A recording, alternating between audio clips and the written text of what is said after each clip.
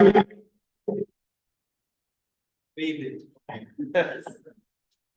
Good evening, everyone. We'll get that squared away a little bit.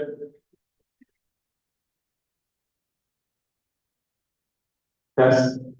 Down more.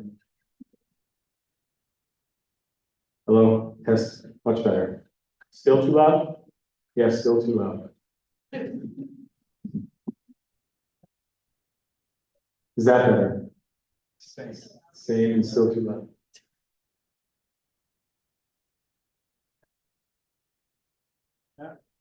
How is that? Good enough. Just hold it out a little bit. Yeah, the loud, you'd rather just get started. Good evening, thank you for joining us this evening. This is our first dedicated budget planning meeting for 25-26 school budget. We will host these on the fourth Monday, sort of in May. It's on a Tuesday, but that fourth week of every month through May and possibly June if necessary. As is always the case, we must pass a budget by June 30th. Unfortunately, the state is not held to the same timeline, and a good percentage of our funding comes from the state budget. But either way, we must pass the budget by June 30th. We'll use these meetings for the regular updates. This first meeting is intended to be kind of a high-level overview of the budget right now. And there's many details to go into it. We're going to stick to the largest reporting categories in terms of expenses and revenues, and that's where we start. I'm going to present, and then afterwards we can open it up to questions first from the board and then from anyone in the public. And we'll do our best to answer them. We might have to say we'll get back to you with that answer, but we'll do our best to answer them here this evening. I just wanted to start with revenues and expenses and be sure that we're all on the same page as far as what that means. Revenues is money received by the school district from taxes, grants, and other sources. The money that the district receives. Expenses is money spent by the district on operations, programs, debt service, and that can be broken down into many different categories, but revenue is money coming in and expenses is money going out. Where does our revenue come from? We have state funding. State funding will represent percentages, where the percentages of our funding comes from. I think on the next slide, we have what we'll call BEF, which is basic education funding. That's the largest bucket of state funding for us. There is SEF, special education funding. There is some funding specifically for special education that comes from the state. There are grants that come from the state. Some of those are grants that have existed for years annually, and some will maybe be a one-time grant. We get reimbursements for PSERS and FICA. So just about 41% of any district employee's salary. In addition to what we pay in salary, we pay about 41% on top of that in mostly PSERS, that's about 34%, and then FICA, your federal income tax. We do get reimbursements from the state for a little bit less than half of what we spend at PSERS and FICA, right? So PSERS and FICA is on the expense side, but then it comes back on the revenue side through state money. And then also homestead relief. And these are just some of these categories that get a little tricky because the homestead relief, the relief is related to your local taxes. So when we get our local taxes, that's local revenue. But if you qualify for, have applied for, and receive the homestead farmstead tax relief program, the money that we get from that comes through state revenue. So sometimes there's just a little bit of a blur line between state, local, and even federal in one example.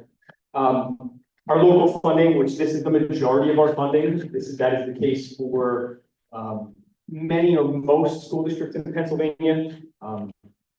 The majority of our funding comes from local funding. That is our real estate tax, our transfer tax, and then that one tricky one, IDEA, which is a federal law. We get a pretty small amount of IDEA funding that is federal funding, but it goes through the IU, and then it passes through the IU to us. So it ends up showing up in local revenue. So again, there's just some, we'll use generalizations because where the money comes from.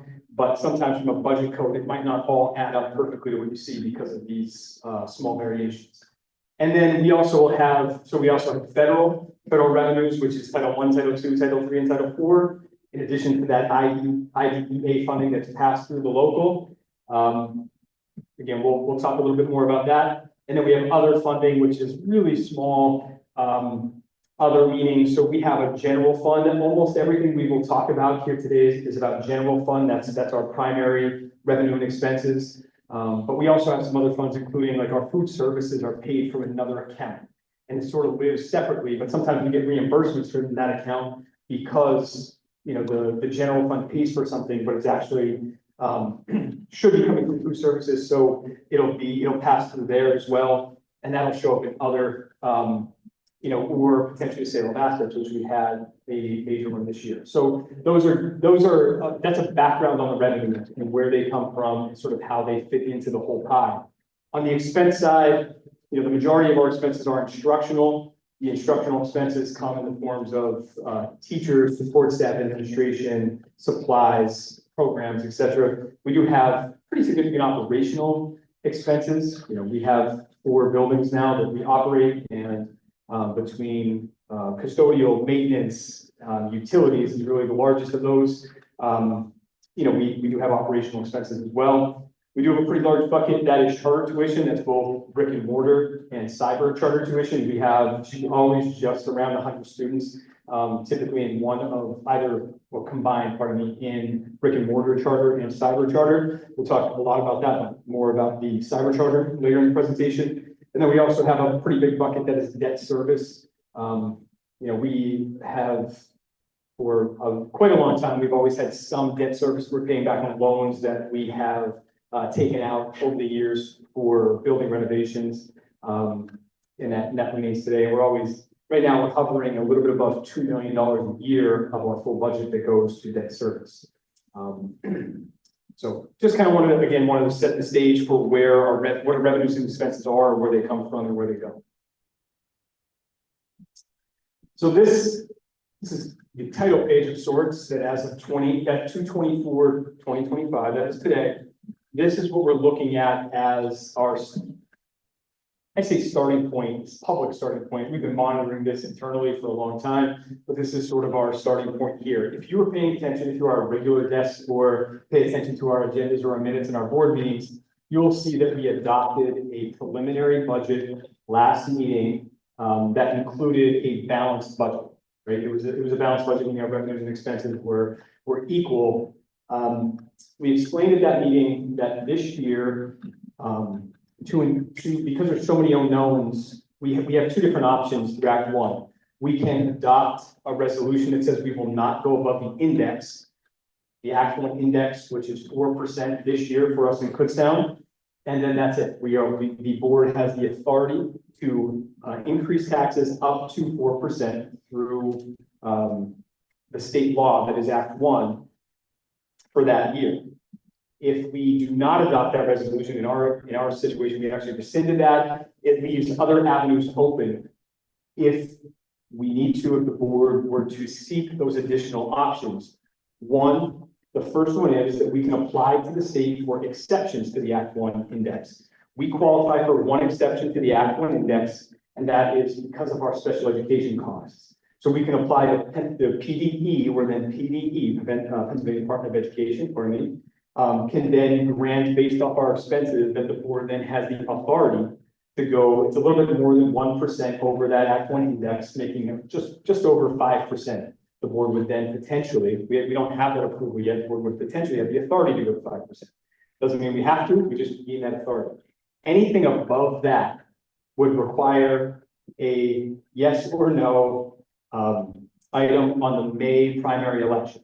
Right, so that would be the residents of the Kutztown Area School District granting the school board the authority to raise taxes beyond that 5 and a little change percent from Act 1 plus the exception, the special education exception.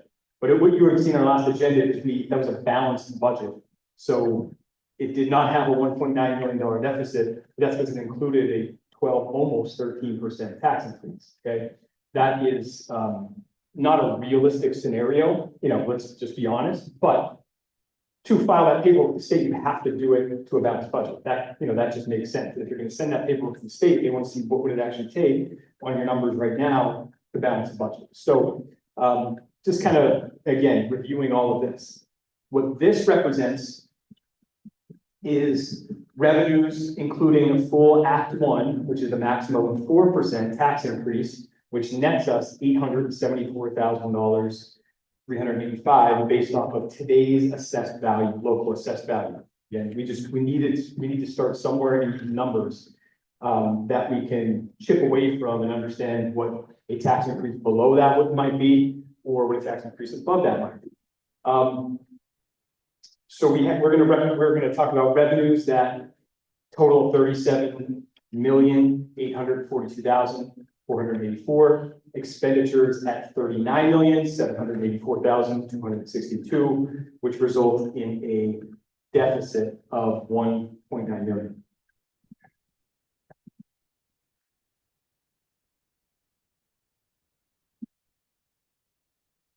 So going back to our revenue and expense, here's our revenues by source. And as I explained, there are some sort of variations in this, but our revenues by source. So revenues local is the blue part of the pie chart, and that's 26 million. Okay, so 26 of the 37 comes from our local taxes. Then the red portion is state, that's 11.2 million comes from the state. And then finally, you can't really see it, but 1% is federal, that's 465,000. The reality is just slightly more than that because of that IDEA funds that I said. I think that's about 50,000 that comes through. Oh, okay. So actually a little bit more than that, closer to a little over 200,000. That comes through DCIU, but it's still federal funds. But they're all chopped up into parts. And then that other, which I explained as the food services, and there's a few other little pieces, that's 52,000, a very small part of our revenues. But the vast majority of our revenue comes through local taxes.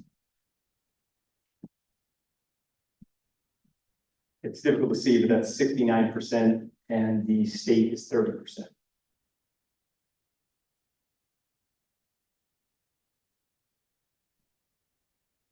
With our local is almost entirely dictated by what the millage rate is and our overall assessed value, right? Then that state piece, a larger chunks of it are related to, there's parts that are pretty consistent year to year, but the larger chunk of it comes through our basic education funding and our special education funding, and it's always tied to, it starts in February with the governor's proposal, and then there is the legislative process to approving a budget, usually sometimes in July or August. And we kind of follow that process along to see how much funding we're going to get, increases or decreases. In recent years, we've had pretty significant relative increases. You will see headlines like historic increases in education investments. And, on the overall, that has been true and remains true today, but we'll talk a little bit about what it means to us this year in a different way. In basic ed, the governor's proposal to compare to last year, we're looking at an increase of 57,831. So that is the increases that we are proposed to see. Last year, there was something called the Charter School Transition Fund. That was the first time it ever existed. And it was a means that was negotiated at the legislative level to provide some relief to the charter school expenditures that districts have, and that included $107,000 that we received. Special education funding, there's a small increase in the proposal from last year to this year of $6,030 for us. We have flat ready to learn block grant money. And so when you take that total, based off of the governor's proposal for the state budget, we are set to receive almost $44,000 less than last year because of that charter school transition fund. As anybody knows, operating a house, a business organization like ours, an educational organization, on less money than last year is just not feasible, you know, that with contract increases in addition to inflation increases, et cetera, like, unfortunately, that's just not realistic. All of this is up for negotiation through the legislature over the course of the next several months. Like, you know, the governor's proposal will not be the final result. You know, will there be more money put into the BEF and SEF formulas rather than the adequacy formula, which you'll hear a lot about? Not so much from us, but the adequacy, just to talk about that. There was 2 years ago, there was a court case, well, it started years before, but there was a court decision called the Fair Funding lawsuit, at least that's what it's called in the education circles, where there was large advocacy in a lawsuit stating that the state was not holding up their constitutional duty to fund public schools. The courts decided in favor of the school districts in general. The methodology then to resolve that took some achievement scores and cost per pupil scores and set some cut notes where school districts who were achieving, we were, and school districts who had pretty high ranking cost per pupils, they set that as the target rate. And then the attempt was over 7 years to boost all school districts up to that cost per pupil rate through increased state funding, right? So what happens is there's hundreds of millions of dollars that are being put through the adequacy funds, and districts like us get zero, right? So it's going to kind of flip that over time if that would have continued for 7 years, in my opinion. So we receive no adequacy funds. There is a tax equity, a smaller tax equity component of which we don't receive any. We're close, I think, to receiving a small portion of it, but we don't receive any of the tax equity fund. That was a methodology that was added to that is alleged to send some money back into districts in which the residents are paying disproportionately high taxes compared to the evaluation of assessed properties in the district. We don't qualify for that one either. So where you're going to see headlines, I think I'm jumping ahead a little bit, you're going to see headlines of historic investments. None of it is coming to us right now.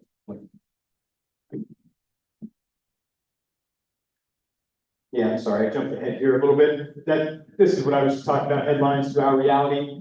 The current proposal has 494 million in adequacy funding for 348 districts. There are 500 school districts in Pennsylvania with an identified adequacy gap, right? So that was what the term was, that gap between what they were spending per pupil and what, you know, was determined to be the low level of per pupil.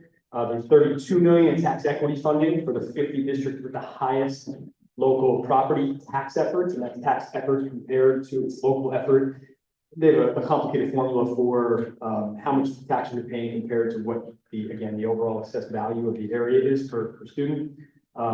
There's 70 million in the basic ed funding, which gets distributed through a formula based off our ADM, our average daily membership. The average daily membership is our enrollment. And then there's some factors for poverty, for English language learners. There's a small one for sparsity. You know, in theory, it costs more to educate students in a low population density area. So there's a few different factors. It's not one-for-one enrollment. There's some other factors that go into it.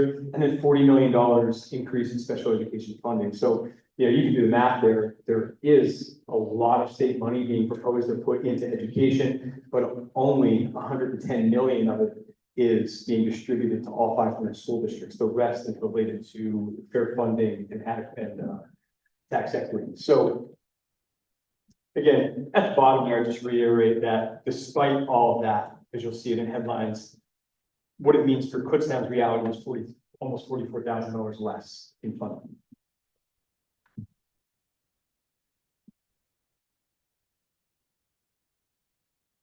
Local revenue challenges. These are just some, you know, discussion points here. You know, 24-25 was the first tax increase since 14-15. And over those years, we managed that through reducing positions, through the use of fund balance over when necessary. We had a couple of years where ESSER came in, that was federal funding that we were able to use to limit that. And then, you know, again, this year we throw over the fund balances Maxitani sale, which, you know, there was many right reasons for that to be the next step with Maxitani, but certainly financial component of it was important.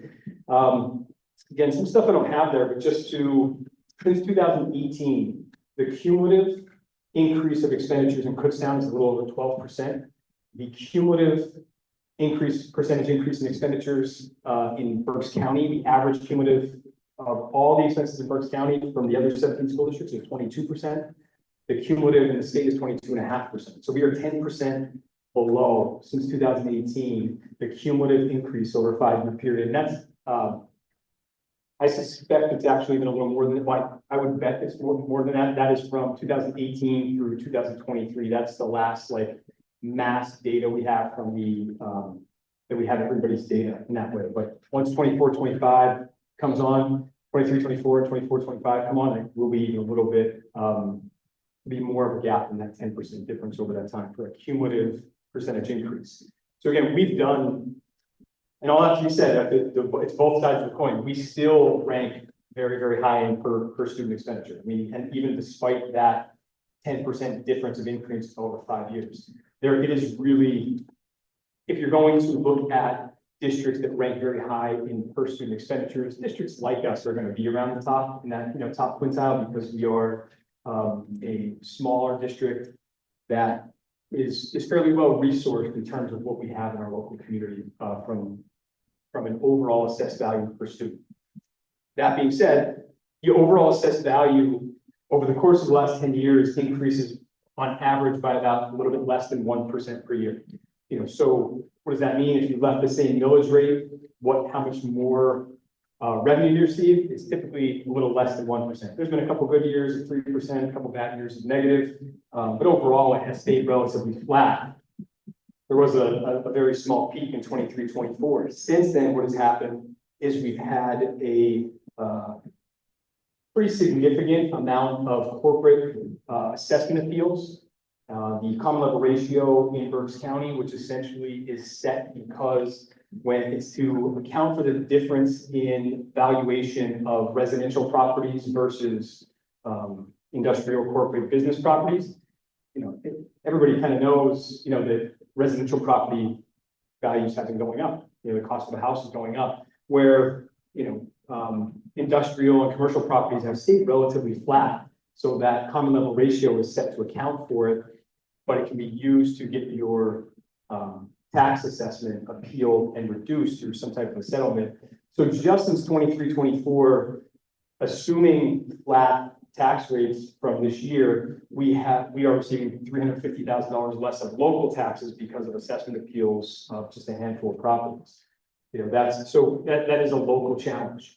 What I think is it is just the universal, it's the truth of the funding system local challenge is that there's never a good time to increase taxes. There's never a point where it feels good to increase taxes, yet it's necessary because of increased costs.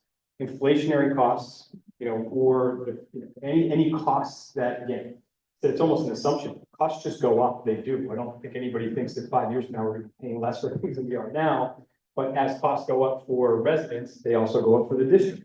But yet the only mechanism the district has to really get more funding is to tax the residents. That is the conundrum of it all. And I think what makes any of these decisions just remarkably challenging for 9 members of the board. We make recommendations based off of what we believe we need to do to run the school district, but the only mechanism for increasing revenue is really local taxes. And just a conversation point, the role industrial development plays in revenue statewide. If you take all the school districts across the state and you look at their financial health and their ability to generate revenue, you have a couple small large urban centers, but just a small number of school districts that are urban centers, where their local tax base support about 15% of their overall revenues. Again, we're at 69% local. You'll find some of those that sit down in the teens. They kind of are outliers, and their funding profile looks different than ours. Then you have the rest of the school districts, and you either have districts that are really challenged financially because they have not had industrial or corporate growth, or you have those that are thriving financially because they have industrial or corporate growth. You take that 78 corridor, you can go district by district, and you can see where the warehouses are, and they're doing well financially. You can see where the warehouses are not, and they're not doing well financially. It's pretty simple as that. You can take a drive and as long as you know the imaginary lines that are the school district borders, you would have a pretty good sense of what tax increases and expenditures have looked like in the district over recent years. You know, we have, in Kutztown, we are by far the lowest cumulative tax increases in the last 10 years.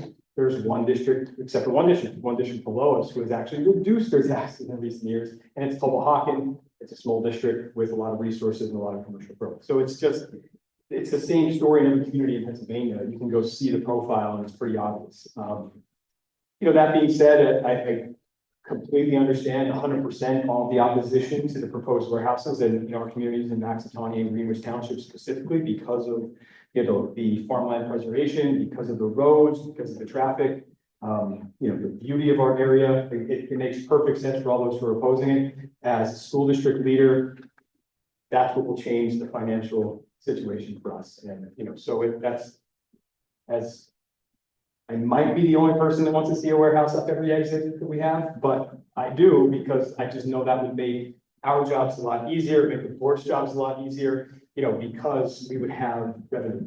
For example, there was recently a warehouse, there's actually two warehouses that are part of one company that was approved in Greenwich Township. And the company projects that we would receive 2.5 million of local revenue from that operation alone. I suspect that's a little high, but still, even if it was 1.8 million, we'd be talking about a different situation. All that being said, it's going back a couple of years with the original Duke properties out in Maxatawny. I think they were projecting 2.6 or 2.7 million of revenue, from there. So you could see how that type of commercial industrial development just changes a budget situation instantly. So my hope is that there's help on the way in terms of revenue coming through that level of development, while completely understanding and respecting those who are in opposition, because it's just different perspectives.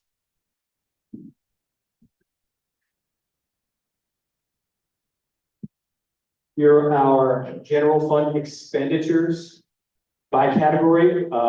Salaries and benefits, 65% at 25.8 million.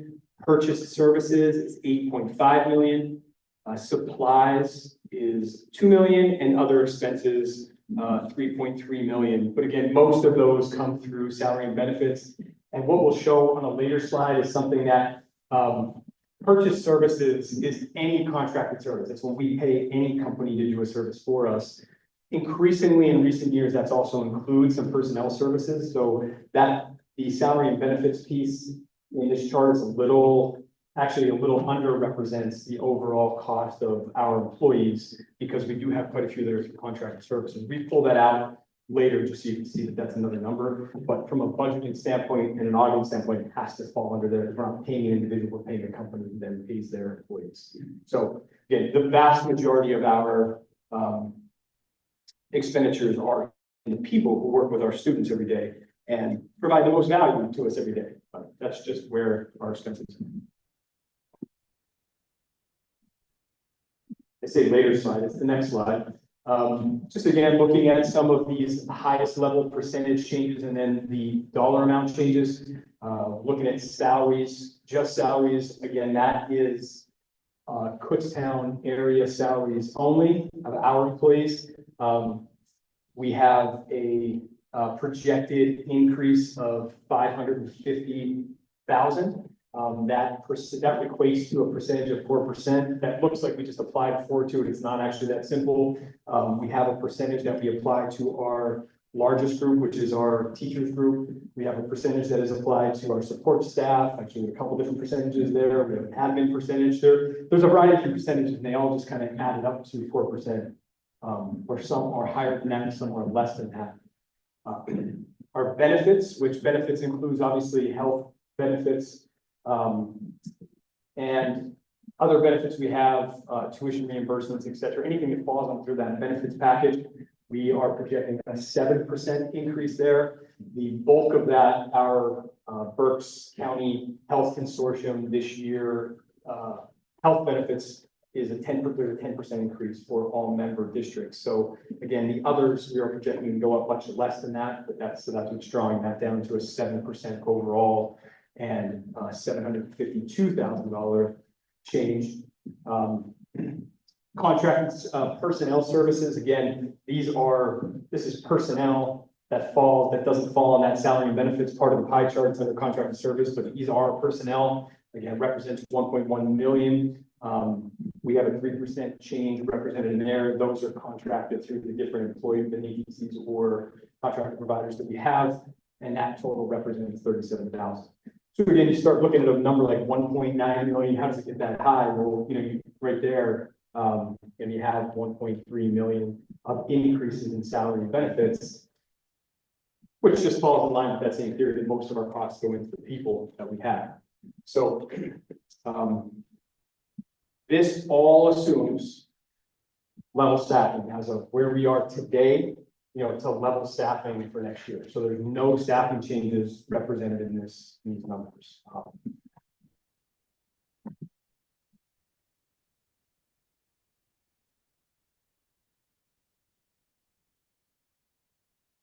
One of the topics I probably talk about too much sometimes from this standpoint, but for us it matters very much.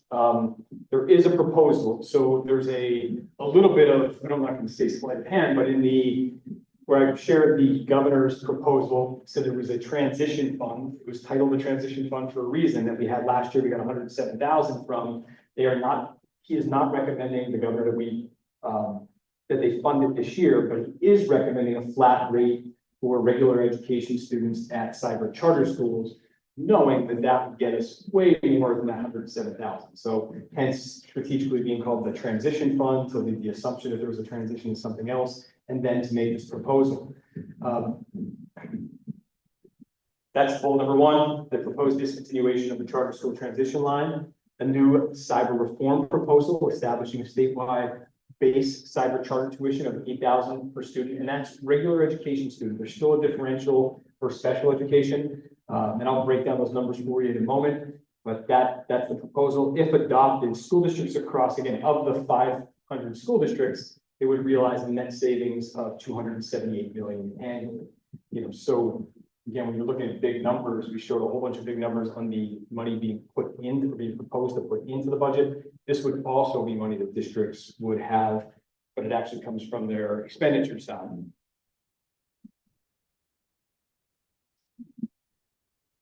So currently,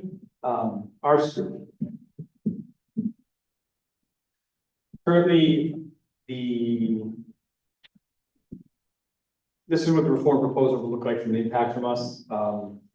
We have cyber charter students. We have 58 currently. The current base rate is 18,990. There is a differential. So, for a special education student, we're paying 36, but the proposal is only a change to that regular education base. So pretty simply, just take the difference between the base of 18,998 and make it 8. That is a savings or less of an expenditure of 10,992 per student. For us, that would represent $637,000 of less expenses. I mean, a massive impact without putting more money into state money into public education. I think the advocates on the cyber side would say, well, how are we supposed to pay our bills then? If you haven't, I'm not going to read through reports here, but there's been 2 recent reports. One was the SPEAK report from an independent advocacy group, and the other from the Auditor General, which was released maybe last Thursday or Friday, where you can see about the expenditures of some of the cyber charter programs. I believe Pennsylvania, I think our country, I think we are all growing in the idea of school choice. And, so our argument is not against school choice. I understand that families have that choice. It's the funding formula is a problem in Pennsylvania. It's not about the choice, it's about the funding formula. And I always say this, I feel like I'm the only one that says this. I have another problem with all that, is that we're going to spend this evening and several other evenings throughout this spring, and we're going to have to talk about really, really difficult decisions where we can go line by line if we wanted to through the expenditures of this school district, and the board can determine, yes, that's right for us, yes, that's not. We spend $2 million annually on charter schools, both cyber and brick and mortar, and our board has no oversight of it. So it's really a subversion of local control, in my opinion, where it should just be separate completely, but the other side of that is they are our kids. They do live here within our boundaries, and we believe in the community is responsible for all of our students. They fit into that there. It's just a funding formula problem. It's, we don't want to make it more dramatic than that, but our board has no say over what happens there, where the elected board, local control, has say over what we do in our schools.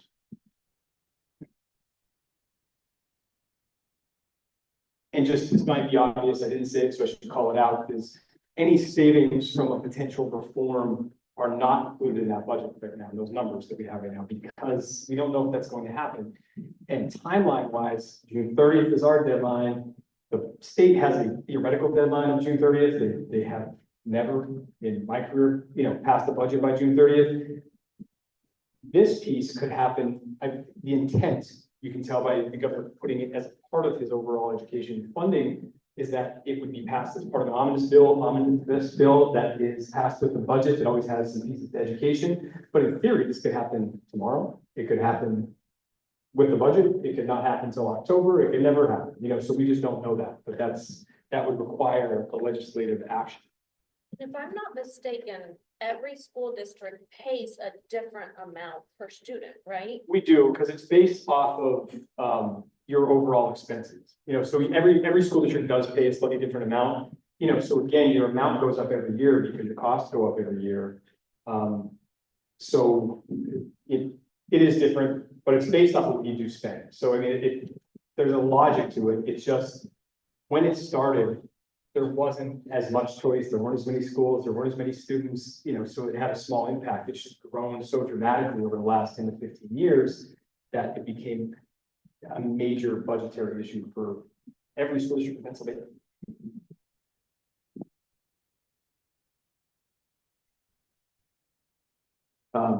This is why I kind of stuttered a little bit before the last slide, because this should have come before that slide, I think. But this just gives us our current roster, in a sense, a number of students enrolled, regular education versus special education, and the costs. So this year's cost for special education is $34,187.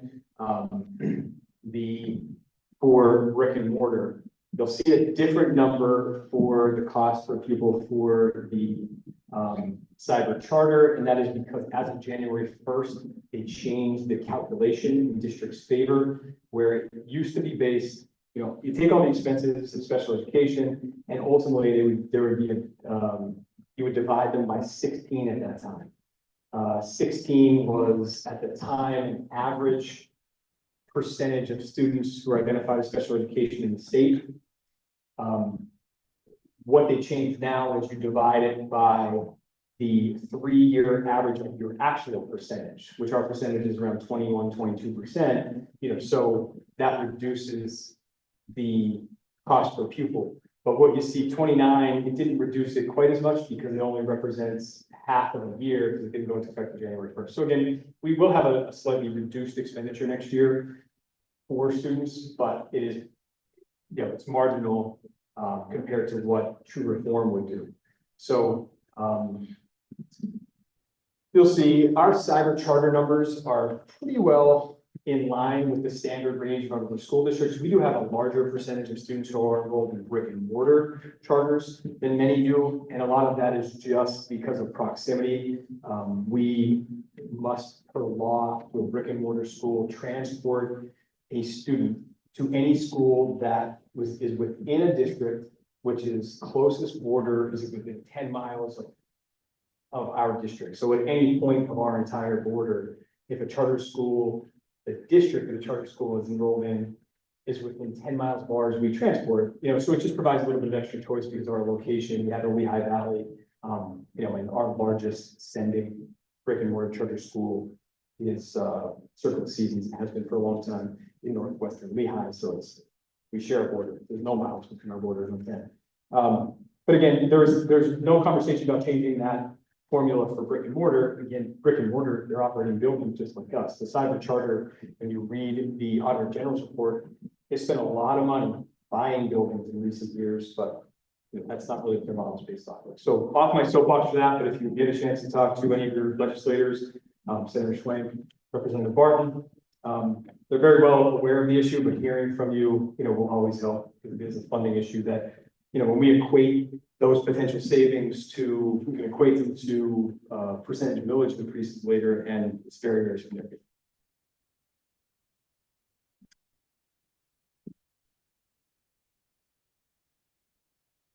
in summary, again, we can talk about the details forever, and we will as questions arise, but we wanted to get back to this projection, where we see our revenues. Again, that includes a 4% tax increase. So in reality, we're talking about 2.7, if that was zero. We can talk in the next slide about what that means in between. We believe that there's some potential for good news on both the revenues and expenditure side over the next couple of months, but there's just a lot of unknowns we have at this point. This is something that I think is really important to show when we project out over 5 years with some assumptions. We'll look at our assumptions first. This includes annual tax increases to the Act 1 index. So that again, it's 4% this year, and then there's projected numbers for future years. It includes personnel salary increases in line with what we shared. So it averages out to 4%, and through all the different categories, and including level staffing as of today. And I'll talk about the colors in a moment because it is kind of small to see. It averages health insurance costs at 10%, and every year in the projection. Now, some years we've had 0%, some years we've had 5%, some years we've had 4%, 6%, whatever. This year it is 10%. This includes 10% annually. Instructional budgets are stable for this year in this projection, and then 3% after. We have a 10% transportation increase in this year's budget, and then it's flat after that, or there's a small increase for a yearly increase after that part, and it's not flat, but 10% in the first year. And then debt service, there is a debt service piece that is decreased in this model because when we borrowed money several months back for some renovations that need to take place here, that was a part of the plan all along. So sometime this summer, we would restructure debt and it'll drop down the current, what would be on paper as a debt service right now. So those are all assumptions in here. And with that, you can see our revenues in the purple and our expenses in the green, and the yellow line then represents fund balance, because it assumes that you use your fund balance to make up the difference between the revenues and the expenses every time it happens. And with that model, we see, again, 2027, which isn't that far off, is the year when our fund balance would be gone. So it's not a happy tale to tell. What I share is I always have optimism. There's a lot of work that we can do in the meantime to improve that, both through this year's budget and looking out into the future and different ways that we can reduce expenses. And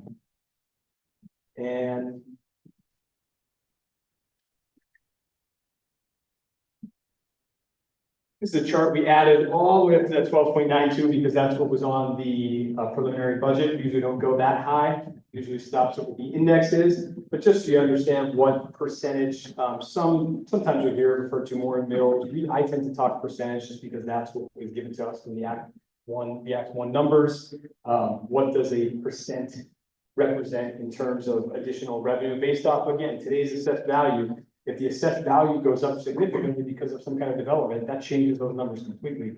But right now, the 1% is 218,000. And each percent goes up 218,000 roughly. That 4% that is baked into the current model is 874,000. That 5.0183 represents the Act 1 plus the special education exception that PD can grant, and then that really large number of 12.92 is the number we had to put into the preliminary budget to file with the state as a balanced budget based on what we know now. And again, then you're talking 2.8 million. So, and I have in there under the parentheses, just because you probably can read it's a little bit small, just says any increase greater than 5.01 requires resident approval by referendum vote at the May primary elections. Just so again, reiterating that that's the only way it could go higher than that is if the residents truly voted to grant the board the authority to do that. Not a realistic option, but something we have to put on paper at this point. Many unknown factors here in February 2025. I put aside the charter reform at the top because that's a big ticket item. We are we're currently in negotiations with some of our largest contracts, which would be CADA and transportation contract. Campus configuration is something that sent out an email on Friday, I think, just about, but that's something we'll be discussing again on Monday, because there are some potential of longer term savings looking at the campus configuration. Spends money on the front end that we have borrowed for those purposes. But that's a decision for the board to make. State funding is unknown, although I would not anticipate anything, that radical to happen on our end. I think there's gonna be a large push to reduce the amount of money that's being put into public education in the budget. There was budget hearings from the House committee with Department of Ed today, and I think that's largely the tone but there'll be a ton of negotiation back and forth. I don't think it's gonna radically change our situation, from that minus 44,000. Even if it gets us to level funding from last year or something, I don't think it's radically different. And one piece that we put in there that's just really difficult to predict is every year, we can predict our special education costs largely, but occasionally we have out of district costs, which is maybe some students that need a level of support beyond the district can provide, and we say that because we can predict based off of what we currently have, but in theory, and not theory, it happens all the time. Somebody moves into the district who might have that level of need, and all of a sudden you could be looking at an $80,000 tuition bill plus transportation, and now we're talking $100,000 plus for one student. It happens. That's the role public education serves, is to serve all. So it's just something that we don't really have a lot of control over. It's an unknown factor when we look at students' needs. Do you have any questions, comments, thoughts before that is posed? So again, this is intended to just be that starting point, knowing that my intention, as it says there, is to come back with a significant number of recommendations. I'm not sure if it's going to be a full 1.9 million, but a significant number, trying to at minimum cut that in half at the March meeting, through some recommended items that we have from a cost standpoint. At this point, just as far as what goes into it, what questions you would like to see the administration consider along this process. First, I would open up to the board before anyone. We have a rough idea of where we're at in our current fiscal year. Projection to actual, budget to actual for.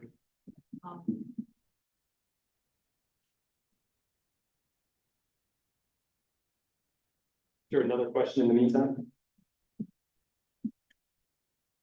Questions? What do you think is the likelihood of this charter school reform? I mean, if you had to take a stab in the dark, that's a big number. I think the most likely scenario, and this is an optimistic view, but not the most optimistic, is that something gets done, but that number goes up from 8,000, right? Like I think the negotiation process, could I see it landing at 12, 11, or 10? I don't want to put numbers there because I was putting numbers, I would say 7 or 6 or 5 or whatever helps our bottom line. But I just think there's been enough conversation. The timing of these reports that have come out, I think are certainly helpful because they're damning to the extent to which it is overfunding. I mean, it's damning because we are overfunding. We're seeing some of those reports are talking about cyber charter schools that have doubled, and doubled meaning hundreds of millions of dollars in their fund balance. Where that's evidence that we're overfunding. And in addition to some of the expenditures that include things like, sponsorships at professional sporting events, where, again, if we're just paying for our kids' education because they live here, okay, but we're paying for a lot of other things that are not just that. So there's a need for change. So I think that's there, but there's going to be a heavy negotiation between what that number is for sure.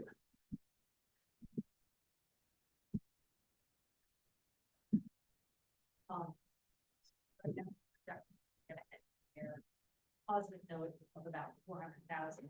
However, that includes the sale of the building. Without the sale of the building, we would probably have been at about 1.17 use of fund balance. So most of a good portion of good portion of the proceeds of building or it's. That's fund balance.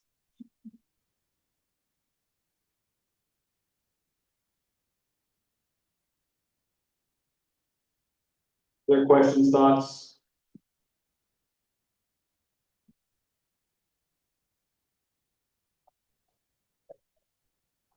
Oh, I'm sorry, yes. So the question was where, what do we say budget to actual? So, we approve a budget in June, on June 30th or before, and that has a projected, we had a projected, deficit going into it. But where are we looking now? Mrs. Stipes said right now, everything going in and out, revenues and expenditures, the projection out to June, which will change in some way between now and then, has us about $400,000 in the positive, with $400,000 going to our fund balance. But remember, that includes all the revenue from the Maxitani sale, which when that came in after all of the costs was a little under 1.5. Yes. Yeah, a little under 1.5. So we're talking about, now we had a built-in deficit in addition to, the deficit spending is above that, but we're looking right now at a net of 400,000 going into our fund balance. But we sold the building and received about 1.5 from that, so there's 1.1 million difference between that. It's just, What was our deficit approved last year? Was it about 900,000? yeah, we approved a $900,000 deficit, yeah, So we're 200,000 shy, meaning that. perfect, yes. Uh, 200,000 over, Over yeah, the budget. we're spending about $200,000 over. When you look at it from a percentage standpoint, that's a couple percentage points, yes. How many years in a row now? We've been about 200,000 above. A few. Yeah, several, yep. So it's fair to say then that the budget presentation and the projected expenses that you folks have been presenting have been pretty accurate. Yeah. Pretty straightforward. There's not a lot of fluff in the. Yeah, we're within 1%, 2%, 3%, and we've been in the bad side of it, spending more, but 1%, 2%, or 3%. And you don't think that's cost control, you think that's because your projections have been pretty good.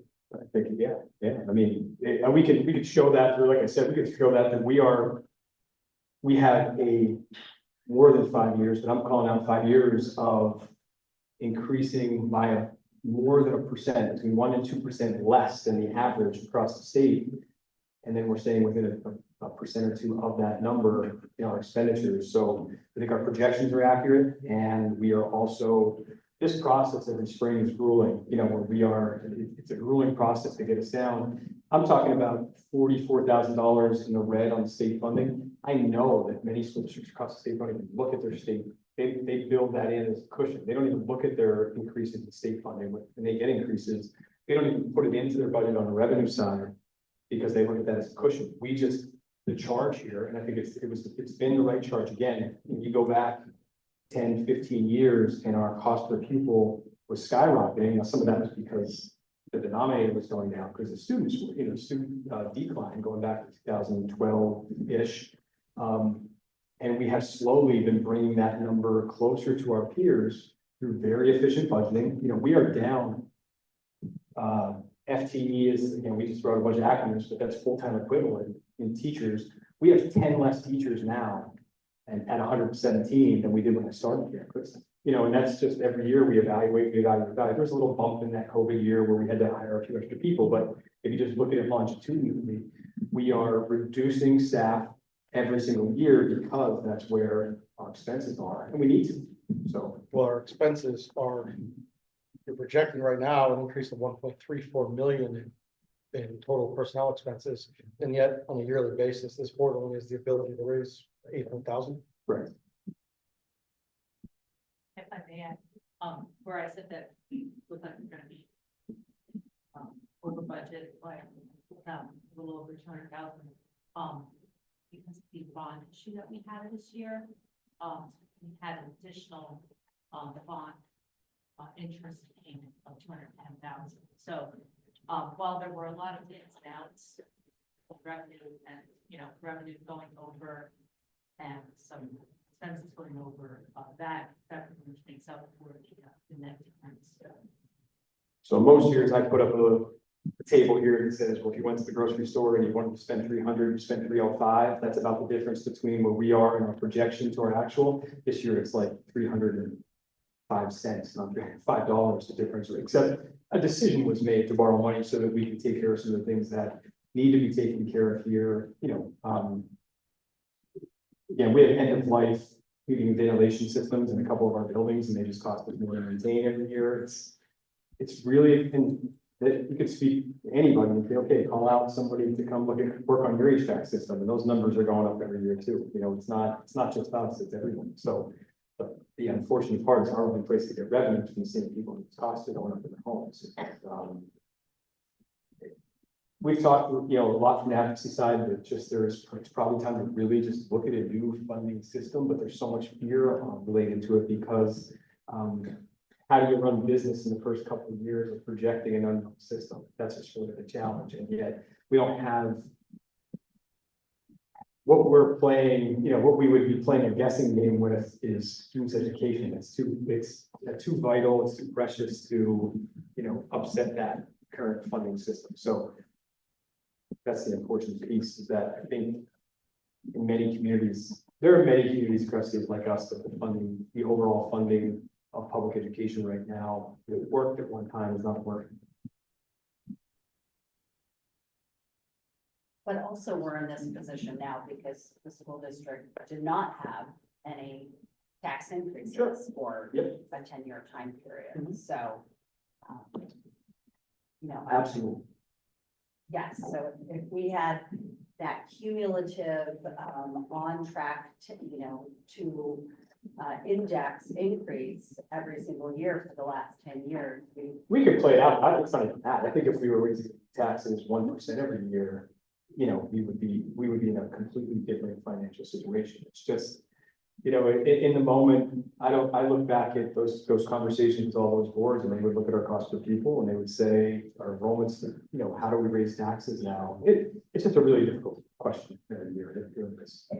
I understand it's a difficult question, but it's also, again, I think no one wants any tax increase. Again, I get it, but we're not here because these are easy decisions to make. I do think, again, the 12% is shocking for many folks, almost 13%. But again, within the broader context. Divided by 10. Right, there's also been no tax Or 9, increases yes. for I guess for that. that's really divided by 9, but we're talking Yeah. about. So I guess, there also is a conversation to be had in our community on what is the value of public education, of our families and of our students. And, we talk about pride and educational excellence, we're top of the charts in terms of sending students out into the working world and multiple pathways who've achieved and done very well. And in many parts, that is because of the teachers and the community that we've built. And every year, this conversation seems to just be well, how much tighter can we squeeze it? And I do think that there needs to be a little bit of a community conversation to be talking about, hey, if this is something that we value, the answer is not cutting teachers every single year. And so I do think that when we look at the expense reduction recommendations, right, we should be looking at a range of options, some of which include, a more serious than anyone would want, tax increase to help right size this ship of the 9-10 years in which folks were fortunate to not have any increase at all. So I am not comfortable with a continual conversation of it's always about giving less to our students, and it's always about, pulling back and decreasing what we're offering to our students in our community.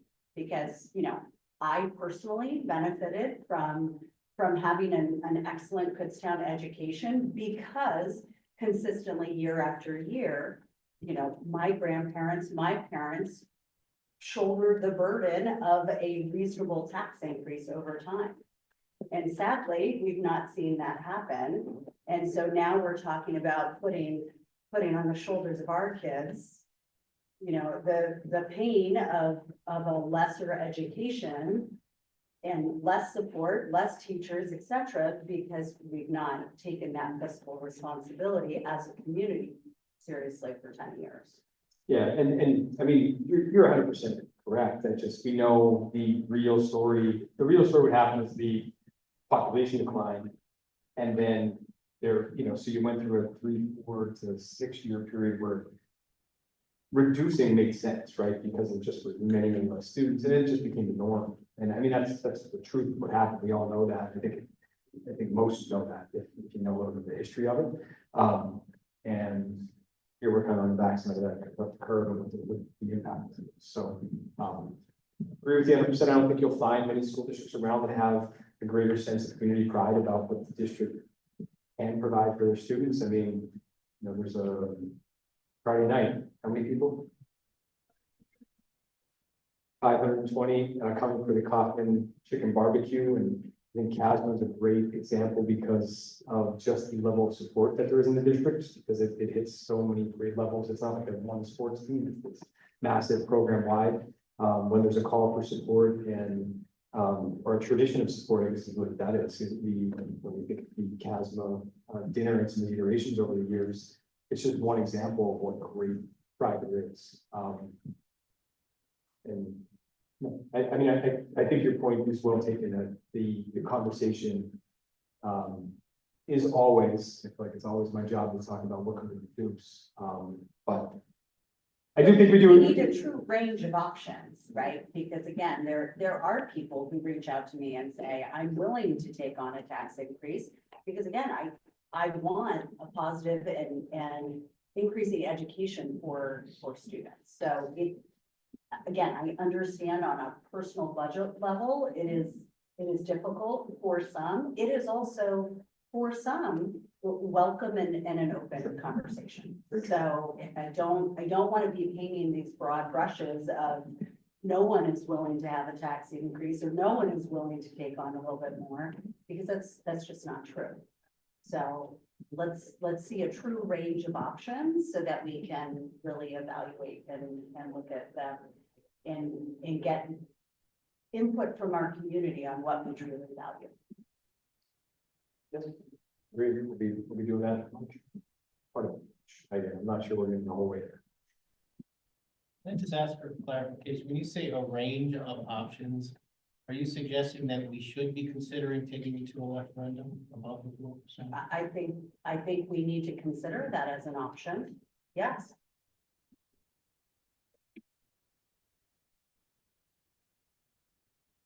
Yeah, and I mean, I think again, pragmatically, the realistic of something like that passing, I think is very low, but that's not to say we can't, in those presentations, say, well, this is what allows us to keep. I mean, that's the cost benefit analysis of anything, right? And we'll look at it and say, sure, we can not lose X, Y, and Z, but that would require this, and that's the range of options. The challenge is if you already take a referendum off the table, then your options are really only, again, all about levels of cutting. And then nobody is going to ever say, oh, I'll take the highest cut, right? So. And I do want to clarify one thing, is I did say that was my words, you know, that it's not a realistic option, you know, but to be fair, so far we've taken every step that we must take or can take to leave all those options. Yes. But that was my word. So that's where I am asking, That's yes, fair. we should always be presenting the referendum option or two versions of referendum options next to other expense cutting options. And again, we can all come together to decide on what we vote for, but I don't want to pretend like, you know, there are people in our community who do not want to see teachers cut. The only aspect of that, though, is the voter referendum won't be on the ballot till Man. May. First Oh, week it's, of May. yeah. So we need to start looking at hard numbers before that. And historically, there has never been a voter referendum approved in this state since they've been doing it. So that's, you know, a big problem there. Oh, yeah, I mean, that's all true. It presents even more challenging timeline. Well, I mean, I guess we can talk ourselves into that, right? So even if it were to happen, we would still have to have this, what, essentially, you're saying, this is what happens if it's approved, this is what happens if it isn't. Because it's May, we have to post our budget for review 30 days before the final approval. We're up against the deadlines already, so, I don't think, that substantially changes the work that we need to do between now and then. It just changes it changes a little bit the presentation. I think that's all. So, because essentially that's always what we're doing, is saying, if we eliminate X, it saves this much. Well, we can all, you know, you're elected, you can always pay for it, and that's the choice.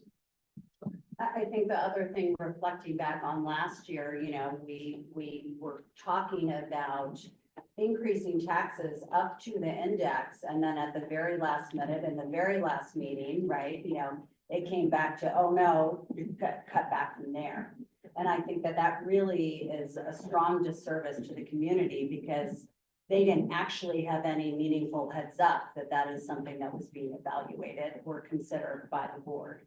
So again, I do think that we should show to the community the full range of options and what that would mean, so that they can stand up here on March 24th and 28th and May 27th, so that we're not giving them the impression that it's going to be an index, you know, hike, and then at the last minute saying, oh no, we're actually gonna have a fund balance, and we're not gonna balance the budget, and we're gonna come in under that. So I don't think that that's fair and transparent to our constituents as well. I think we need to, again, truly show a number of columns that show a range of options, so that folks can actually come in and weigh in. And again, this would be a great opportunity for us to show that range of options and try to do some education, and also ask for, you know, some survey input from the community as well on that range of options. Yeah, I agree. I think that's, like I said, I think that is it's a presenting in a different way, but I don't think it changes. I always think, The work is the what's my work from today until then? That's, you know, that's, Same work. if I don't process it that way, I don't know how to get it done, I guess, but it just changes the presentation. We are definitely trying to accelerate some of the processes this year. I don't think we made any really hard recommendations until the end of April last year. And just another timeline thing is, these are official, like, additional budget finance meetings. Typically at one or several of our already scheduled meetings, we might talk more about budget, because it just makes sense on that timeline to, you know, to add some of that information in there. So we certainly might talk about the budget in other meetings as well. It's the most important thing. Fortunately, that's what we'll do. I should say, the most important thing we'll do is have a graduation on May 28th, 7th. And, but we, from a business at the board meeting, is getting ourselves to a budget for 25, 26. Just one last request on the expense side. Can you just show like what some of our biggest like unknown like expense increases could be, like specifically like transportation and then the teacher contract? Yeah, I mean, they're the two biggest ones Yeah. right now, where, you know, so we put the increase for teacher salaries right now, we use what the historical has been under the current contract. The current contract ends on June 3rd. So, you know, that's a huge unknown. You know, the current historical for this contract represents an actual of 4.6. Again, assuming everybody's the same, assuming it's all the same staff, which we actually already know that that's not true, because we do have a few retirements, et cetera, in there. But the numbers here assume everything being the same as it was last year. So, yeah, we can break those down a little bit more. The transportation is a smaller number, but it's a larger known, same timeline for the contract. You know, and that's it's still a pretty significant cost for us. So. Do we, if we're legitimately considering going for a recommendation, what is the deadline to file paperwork to have that question presented? Yeah. March 21st. You know, but that, again, we're moving forward because those timelines happen, not really on the budget cycle. We're moving forward with all of that just so everything's in line and it can be done if it needs to. So I don't know when our drop dead date is. For.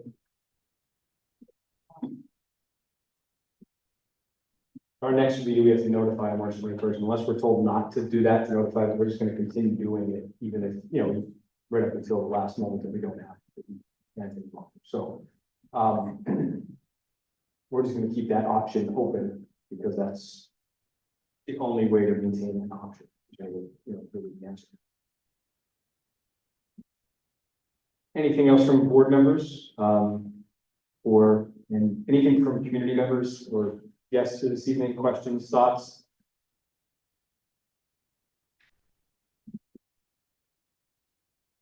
Always open, you know, to a email, phone call to discuss any part of this from anybody in our school community. Just, you know, it's a complicated process, developing a budget and really looking to identify areas for increased revenue or reduced expenditures. And if, you know, even if it's a question or a thought, somebody online or somebody you talk to later says, hey, did they think about this?